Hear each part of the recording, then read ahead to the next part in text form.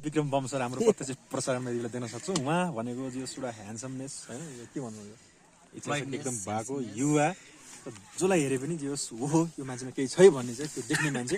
त्यो भ्रमणको अवधिभरमा पनि उहाँले धेरै यो कसरी प्लानिङमा मुख्यतया चाहिँ यसरी जानुपर्छ भन्ने कुराहरूमा सधैँ चाहिँ त्यो कसियस भन्छ नि, सावधानीपूर्ण तरिकाले चाहिँ प्लान गर्ने मान्छे। समग्र यो हाम्रो जुन भ्रमण भइरहेछ छोटो मिठो अनुभव के छ सुदीप सरको थोरै राखिदिनु होला। अब छोटो मिठो भन्नुभएको छ, त्यही भएर धेरै त मसँग बोल्नलाई केही पनि छैन।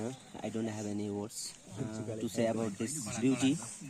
I only say that this is outstanding, unbelievable and unpredictable moment of our life. That's all for today. Thank you. हाम्रो माझमा हुनुहुन्छ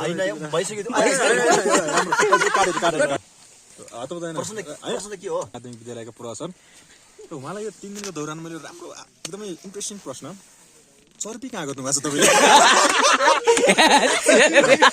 यसमा चाहिँ हो त भोग्नुभयो होइन, यहाँको स्थानीय तहलाई कसरी तपाईँले सल्लाह सुझाव दिनु? यो शौचालयको सन्दर्भमा खुल्ला शौचालय रहेछ भन्नुहोस् न, छोटो तरी लोटे।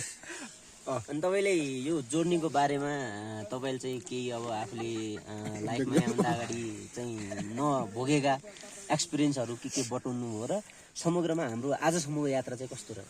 चिसो हुने रहेछ अनि बलिउड टेन्ट